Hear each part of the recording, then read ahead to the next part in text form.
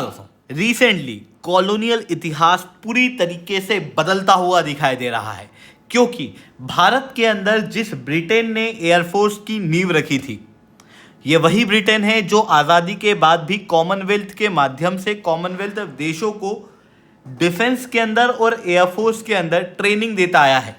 आज यही यूके भारत की शरण में आके पड़ा हुआ है और भारत से ट्रेनिंग मांग रहा है। भारत ने भी यहाँ पर हाँ कर दी है, जिसके बाद इंडियन एयरफोर्स के लोग अब यूके की रॉयल एयरफोर्स को ट्रेनिंग देंगे। दोस्तों यहाँ पर बहुत इम्पॉर्टेंट नोट करने वाले बात हैं दो बड़े डेवलपमेंट। पहला डेवलपमेंट तो ये हुआ कि भारत की एयरफोर्स चाइना को ओवरटेक करके दुनिया की थर्ड मोस्ट पावरफुल एयरफोर्स बन चुकी है और एशिया की सबसे पावरफुल एयरफोर्स है।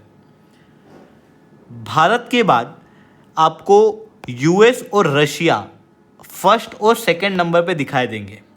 यूएस जो कि यूरोप को अभी तक सबसे मेजर डिफेंस प्रोवाइडर के रूप में दिखाते आया था, वो इल्यूजन यूरोप का खत्म हो चुका है यूक्रेन वॉर के बाद और नाटो की जिस तरीके से कंट्रीब्यूशन बढ़ी उसके बाद, और डोनाल्ड ट्रंप के एडमिनिस्ट्रेशन ने तो अब अमेरिका को as a reliable partner consider करने वाली थिंकिंग भी पूरी तरीके से शैटर कर दी है, जिसके बाद अब यूके को डिफेंस के लिए भारत के अलावा और कोई भी ऑप्शन नहीं बचा और अब यूके भारत की शरण के अंदर आया हुआ है और डिमांड कर रहा है कि हमारी एयरफोर्स को ट्रेनिंग दो। और अब भारत, जी हाँ दोस्तों, एक समय पे रॉयल एयरफोर्स जो कि दुनिया की 2/3 आबादी को रूल किया करती थी, उनकी एयरफोर्स को अब ट्रेनिंग देगा। एग्जैक्टली यहाँ पर क्या हुआ है, क्यों उनको ट्रेनिंग की आवश्यकता लग रही है, भारत ही क्यों, इसे मैं शुभलिंग चौहान डिटेल में आप लोगों के साथ में चर्चा करूंगा। बट उसके पहले आप लोग मेरे साथ में SRC10 टेलीग्राम ग्रुप के ऊपर जुड़ सकते हो। मेरे क्लास की अपडेट PPT PDF सब कुछ आपको यहाँ पे मिल जाएगी। UPSC CSE की तैयारी करना है, इंडिया के टॉप एजुकेटर से ऑफलाइन क्लासेस के अंदर पढ़ना है, तो आप लोगों के पास में अच्छा मौका है। अनअकैडमी अब केवल ऑनलाइन ही रहा है, अनअकैडमी अब ऑफलाइन भी आ चुका है। हमारे सेंटर्स ऑलरेडी खोले जा चुके हैं। जुड़ना चाहते हो तो इस नंबर पर कॉन्टैक्ट कर सकते हो। इसके अलावा मंथली करंट अफेयर्स की magazine, previous year question, prelims के मॉक टेस्ट, NCERT के नोट्स की समरी, इंडिया ईयर बुक की summary free of cost download करना, नीचे डिस्क्रिप्शन के अंदर मैंने लिंक दी हुई है, वहां से आप लोग डाउनलोड कर सकते हो। चलिए दोस्तों अब समझने का प्रयास करते हैं यहाँ पे क्या हुआ है। देखो, आप सब लोगों को पता होगा कि भारत के अंदर जो एयरफोर्स का निर्माण है वो ब्रिटेन के द्वारा ही किया गया था। बेसिकली पहला विश्व युद्ध खत्म हो गया था, उसके बाद ब्रिटेन को लगा कि इंडिया के अंदर भी एक एयरफोर्स होनी चाहिए। हालात भी इस तरीके के बन रहे थे कि 1930s के समय पे जब जर्मनी के अंदर हिटलर का राइज हो रहा था, अमेरिका के अंदर इकोनॉमिक डिप्रेशन आ रहा था और सबको पता था कि दूसरा विश्व युद्ध होगा ही, और उस समय पर ब्रिटेन को पता था कि भारत की ज़रूरत ब्रिटेन को लगेगी। इसी वजह से एक ऑफिशियल के रिकमेंडेशन के आधार पर एक एक्ट पास किया जाता है 1932 के अंदर, जिसको कहा जाता है इंडियन एयरफोर्स एक्ट, और 8 अक्टूबर 1932 को भारत के अंदर इंडियन एयरफोर्स का निर्माण होता है, जिसकी पहली स्क्वाड्रन कराची के अंदर बनाई जाती है। यानी कि भारत के अंदर जो एयरफोर्स है उसका निर्माण ब्रिटेन ने ही किया था। इवन आज़ाद होने के बाद में कॉमनवेल्थ के जरिए हम ब्रिटेन से एयरफोर्स की ट्रेनिंग में, मॉडर्नाइजेशन में काफ़ी हद तक मदद लिया करते थे।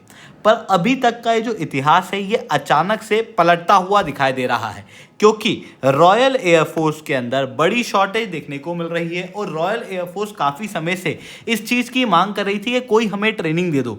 अब दुनिया के अंदर जो मेजर एयरफोर्स है उसके अंदर आपको इंडिया, US और रशिया देखने को मिलेंगे। रशिया US दोनों से ही ब्रिटेन जो है वो मदद लेना चाहता नहीं था, और अभी जब यूनाइटेड किंगडम के प्राइम मिनिस्टर भारत के अंदर विजिट किए तो उस समय पर इन्होंने भारत के प्रधानमंत्री के सामने ये इच्छा जताई, जिसके बाद में इंडियन एयरफोर्स ने यहाँ पर मंजूरी दे दी है। और इतिहास के अंदर पहली बार ऐसा होने वाला है कि इंडियन एयरफोर्स अब ब्रिटेन की रॉयल एयरफोर्स को प्रॉपर रूप से ट्रेनिंग देगी। पर अब बात आती है कि ये ट्रेनिंग देने की बात होगी क्यों और भारत किस तरीके से ये ट्रेनिंग देगा। तो देखो, बेसिकली अक्टूबर 2026 के अंदर ये ट्रेनिंग जो है वो देना शुरू कर दी जाएगी। यानी कि ये वही महीना होगा जिस महीने के अंदर ब्रिटेन ने भारत की एयरफोर्स का निर्माण किया था, और इसके लिए भारत एटलीस्ट 2 ट्रेनर भेजेगा। ज़्यादा भी हो सकते हैं। ट्रेनर का अमाउंट जो है वो यहाँ पर अभी तक किसी भी न्यूज़पेपर के अंदर स्पेसिफाई नहीं किया गया, इस कारण से मैं आपको कोई भी नंबर यहाँ पर नहीं बता रहा, पर अधिकतर जगह पे लिखा हुआ है मिनिमम 2 तो हम लोग भेजेंगे ही, जो कि RAF वैली वेल्स के अंदर जाके रॉयल एयरफोर्स को ट्रेनिंग देने वाले हैं। पर अब आपके दिमाग में सवाल आ रहा होगा कि बेसिकली यूनाइटेड किंगडम जो कि दुनिया की मेजर डिफेंस पावर है, ये 5 उन देशों के अंदर है जिसके पास में वीटो पावर है, ये उन देशों के अंदर है जिसके पास में अपना खुद का न्यूक्लियर वेपन है, ये वो देश है जिसके पास में 5th जनरेशन फाइटर जेट तो है ही, साथ में 6th जनरेशन फाइटर जेट की भी निर्माण के लोग काम कर रहे हैं। ऐसी कंडीशन में ब्रिटेन को भारत की जरूरत लगी क्यों? तो देखो बात बहुत सिंपल सी है कि यूनाइटेड किंगडम के अंदर एक बहुत इंपॉर्टेंट फाइटर जेट है हॉक T2, जो कि सस्ता भी पड़ता है और बहुत ज़्यादा इम्पॉर्टेंट भी है रॉयल एयरफोर्स के लिए। बट यहाँ पर इशू क्या हो रहा है कि हॉक T2 के जो ट्रेनर एयरक्राफ्ट हैं, इनके अंदर लगातार इंजन फेलियर देखने को मिल रहा है, जिसकी वजह से 6 से 11 फाइटर जेट ही ऐसे हैं अभी के लिए जो कि उड़ाए जा सकते हैं, इसके अलावा बाकी तो उड़ाने लायक भी नहीं।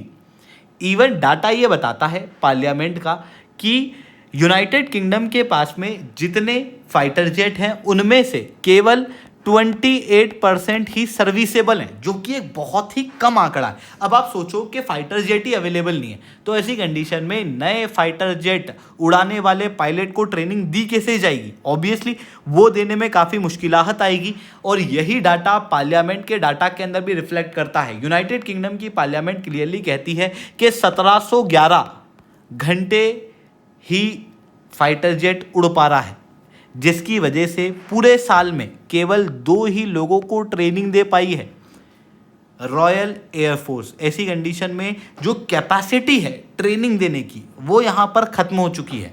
साथ ही यूनाइटेड किंगडम के अंदर जो ट्रेनर हैं वो भी अब बचे नहीं, क्योंकि क्या हुआ, कोविड-19 के बाद से कमर्शियल फ़्लाइट्स जो हैं वो काफ़ी ज़्यादा बढ़ गई, खास रूप से यूनाइटेड किंगडम के अंदर, जिसकी वजह से कमर्शियल फ़्लाइट्स के अंदर लगभग 5 गुना ज़्यादा इनकम मिलती है। इसी कारण से अधिकतर जो ट्रेनर्स थे वो अब अपनी सर्विस को छोड़ के कमर्शियल एयरक्राफ्ट को ज्वाइन कर रहे हैं, जिसकी वजह से यहाँ पर सर्टिफाइड इंस्ट्रक्टर 2024 के अंदर केवल 17 बचे हैं। अब आप सोचो कि कितने पायलट को ट्रेन करके ग्रेजुएट बना देंगे, क्योंकि पायलट ग्रेजुएट ही नहीं हो पाएंगे तो जो पूरी एयरफोर्स है वो खोखली हो जाएगी। वहीं तीसरी तरफ अगर आप देखोगे तो यूनाइटेड किंगडम के अंदर एक पॉलिसी लेके आई गई थी 2020 के अंदर, जहां पर ये चाहते थे कि रॉयल एयरफोर्स को डाइवर्सिफाई किया जाए। एथनिक माइनॉरिटी जैसे ब्लैक्स हैं, वुमेन्स हैं, उनको यहाँ पर ज़्यादा तवज्जो दिया जाए, जिसके बाद में वाइट मैन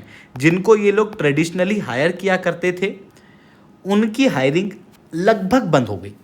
अब आप इस चीज़ को ऐसे इमेजिन करो, मैं ये नहीं कह रहा कि ब्लैक लोग जो हैं वो कंपैटिबल नहीं थे, ऐसा मैं कुछ भी नहीं कह रहा। बेसिकली ब्लैक लोगों को जनरली कम हायर किया जाता था, इस कारण से एस्पिरेशंस कम थी, इस कारण से जो कैपेसिटी थी अचानक से ब्लैक लोगों को अच्छी तरीके से ट्रेन करने की वो नहीं हो पाई। इसे ऐसे इमेजिन करो, अगर मैं क्रिकेट की बात करूं तो मेंस क्रिकेट सालों से चला आ रहा है, इसी कारण से जो मेन क्रिकेट के अंदर खेलने वाले खिलाड़ी हैं वो ज़्यादा अच्छे से खेल पाते हैं, क्योंकि वो सालों से खेल रहे हैं, उनकी वो कैपेसिटी जो है वो डेवलप हो चुकी है। जबकि मैं अगर वुमेन क्रिकेट की बात करूं, वुमेन क्रिकेट भी बहुत अच्छा चल रहा है, पर अभी भी ये सालों पीछे है। क्यों? क्योंकि बेसिकली वुमेन क्रिकेट शुरू ही लेट हुआ। अब अगर मैं कहूं कि मेन टीम ही हटा दूंगा और मेन टीम की जगह वुमेन टीम को खिलाना शुरू कर दूंगा, तो क्या दूसरी कंट्रियों से हम लोग कॉम्पीट कर पाएंगे? ये रियलिटी है। ऐसी कंडीशन में ऑब्वियसली आप कहोगे कि इमीडिएटली नहीं कर पाएंगे। कारण क्या है? कारण वुमेन की कैपेसिटी से लेना देना नहीं है, कारण ये है कि लंबे समय तक मैन क्रिकेट खेलते आया तो कैपेसिटी ज़्यादा डेवलप हो गई as compare to woman. Simple practical वही चीज़ जो है वो रॉयल एयरफोर्स के अंदर भी देखने को मिली, जिसकी वजह से ओवरऑल रूप से जो वाइट रिक्रूटमेंट फेल हुए और कई सारे सीनियर्स ने भी यहाँ पर रेजिग्नेशन देना शुरू कर दिया, जिसकी वजह से रॉयल एयरफोर्स के अंदर जो परफॉर्मेंस है वो भी कमज़ोर पड़ने लगी। इसी कारण से आप इन 3 मेजर कारण को समझ सकते हो। पहला कि रॉयल एयरफोर्स के अंदर ट्रेनिंग देने के लिए एयरक्राफ्ट नहीं है, ट्रेनर इनके पास में नहीं है। तीसरी तरफ इनकी पॉलिसी भी पूरी तरीके से फेल हो गई। इसी कारण से इनको जरूरत पड़ रही है भारत की। अब भारत की ही क्यों जरूरत पड़ रही है, तो देखो मैंने आपको बताया कि यूएस जो है वो डिफेंस प्रोवाइडर के रूप में एक रिलायबल ऑप्शन नहीं रहा, क्योंकि देखो इनके पास में जो लॉकहीड मार्टिन बोइंग जैसी कंपनी है वो फेल हो रही है। दूसरी तरफ नाटो के अंदर जो डोनाल्ड ट्रंप द्वारा हरकतें की जा रही हैं वो भी अपने आप में एक बहुत बड़ा इशू है। और वहीं दूसरी तरफ अगर आप भारत की बात करोगे तो भारत दुनिया के अंदर थर्ड मोस्ट पावरफुल एयरफोर्स है।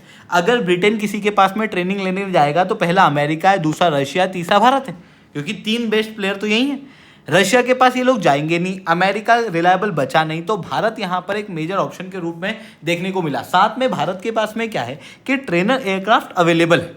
भारत के पास में जो इनके हॉक फाइटर जेट हैं उन्हीं का एक वेरिएंट हॉक MK-132 इंडिया के अंदर है, जो कि इंडिया ने ब्रिटेन से लिया था। इसी कारण से हमारे पास में ऑलरेडी फाइटर जेट हैं, हमारे पास में पुल ऑफ इंस्ट्रक्टर्स हैं जो कि 2000 से ज़्यादा घंटे तक फाइटर जेट को उड़ा चुके हैं। इसी कारण से ब्रिटेन को यहाँ पर भारत की ज़रूरत पड़ रही है और इसी कारण से ये मेजर डिफेंस डील जो है वो इन्होंने साइन की। अब आप कहोगे कि हॉक ही क्यों, उसके अलावा भी तो कई सारे फाइटर जेट ब्रिटेन के पास में है। बेसिकली अगर मैं हॉक की बात करूँ तो हॉक T2 फाइटर जेट जो है वो ब्रिटेन के लिए सबसे सस्ता और सबसे बेहतर क्वालिटी का फाइटर जेट वो लोग मानते हैं।